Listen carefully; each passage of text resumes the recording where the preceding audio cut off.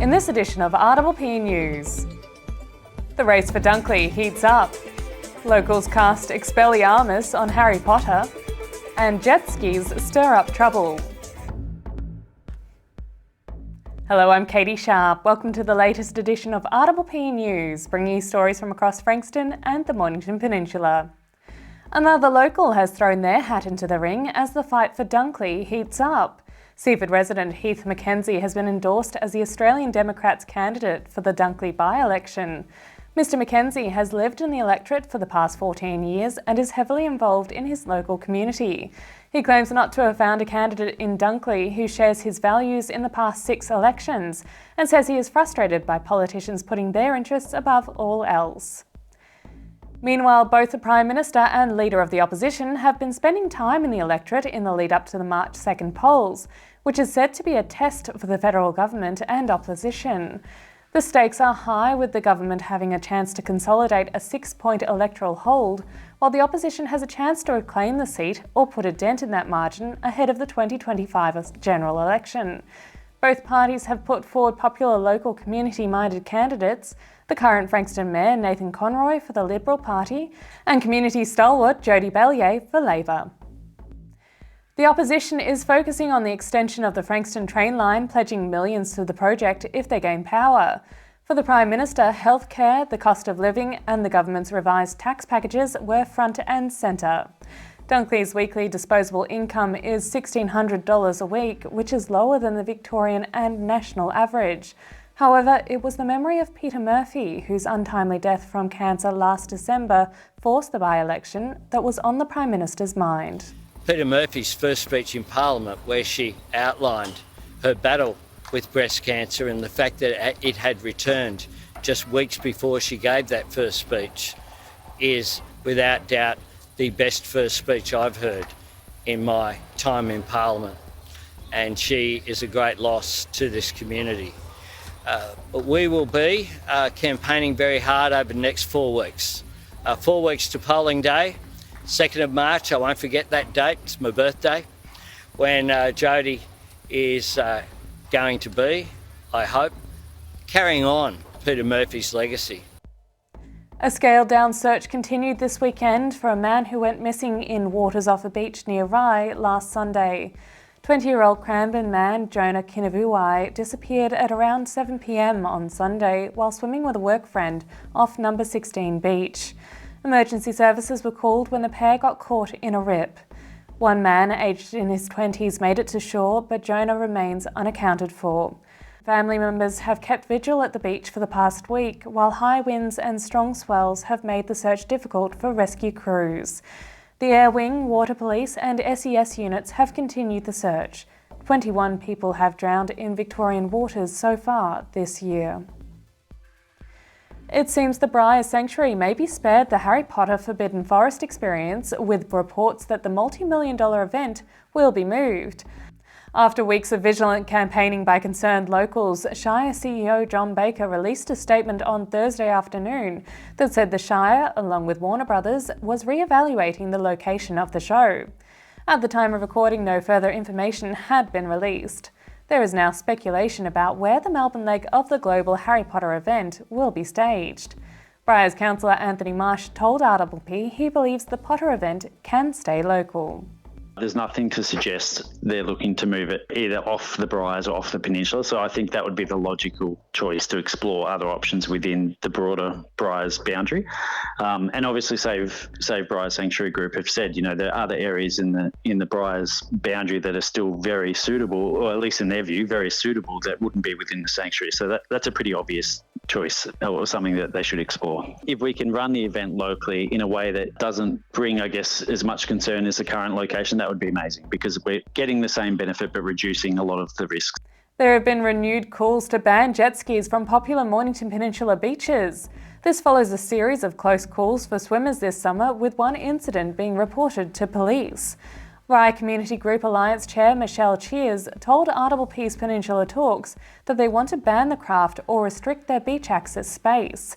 Ms Cheers says she's incredulous that up to 100 jet skis can clog swimming areas with the attendant noise issues and risks to beachgoers, and can't understand why the government can't or won't act. Everyone's saying something needs to be done, but nothing is done. So all you can think is that they must have very powerful friends in influential places. You know, I say that tongue in cheek, but you do have to wonder why the strong resistance. As the cost of living continues to impact our community, a local charity and a school have teamed up to make a difference. Frankston High School will be the first school in Australia to have a safe indoor laundry installed by non-profit organisation Orange Sky, in recognition that not all students have access to safe and affordable laundry services. The laundry will have a washer and dryer and free washing detergent. Orange Sky has provided mobile laundry and shower service vans to people experiencing homelessness since 2015. And Frankston Arts Centre welcomes back the Black Sorrows this coming Sunday. Joe Camilleri has been at the forefront of the Australian music scene for decades as the leader of Jojo Zepp and the Falcons and the Black Sorrows, and as writer of radio anthems Hit and Run, Shape I'm In and Chained to the Wheel. An ARIA Hall of Famer, Joe's band, the Black Sorrows, are renowned for their high-energy live shows and roots-soaked blues rock, having sold more than 2 million albums to date. Don't miss your chance to see the Black Sorrows live on stage at Frankston Arts Centre this Sunday at 4 p.m. Tickets are available at the Frankston Arts Centre website and box office. After the break, we have Bianca with the weekly weather update.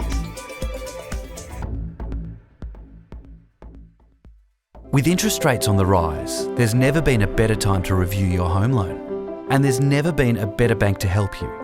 Whether you're a new or existing Bendigo Bank customer, book an appointment for a home loan health check today. Battery World now open in Mornington. We know batteries. We know our 75 D23Ls from our DIN 65 LHs. And we know which is best for you. We have the range and a spark no one else can match because we live and breathe batteries. Those beautiful boxes and cylinders that power our lives and our passions. That's why we're the batteryologists. We're Battery World. Battery World Shop 1, 43 Mornington Tyre Road, Mornington.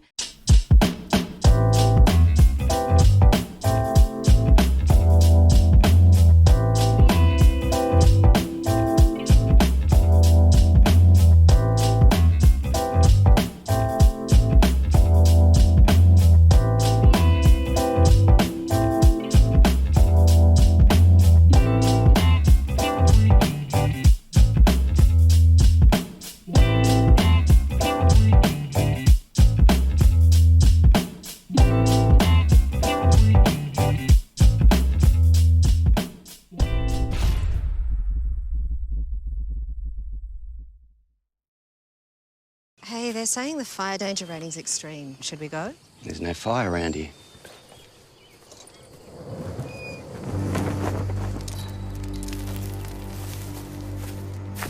Get out! Get it!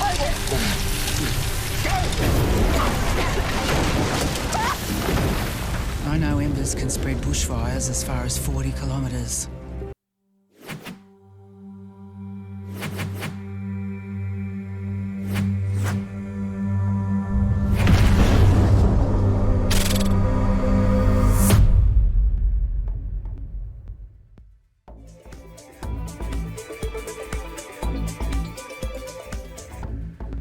And now it's time for Bianca with this week's weather.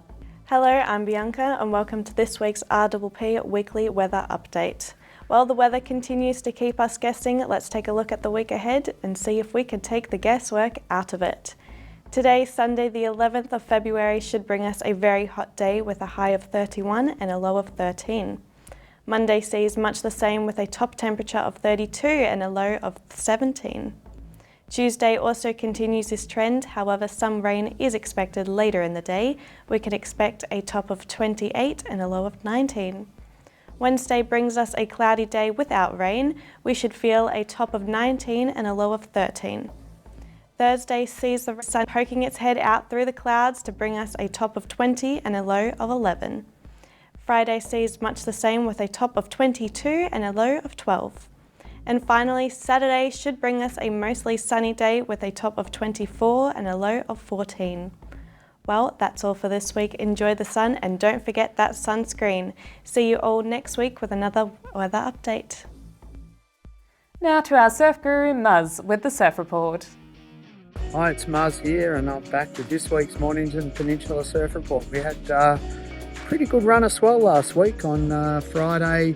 Big Saturday morning with an equally big crowd, and then drop off in the swell, and then an increase again on Sunday. So Sunday afternoon was actually pretty good. Nowhere near as busy, but big solid ground swell better peaked and faded out very quickly. In front of us we've had a week of sort of southwest into southeast now, and it's going to remain that way until Sunday.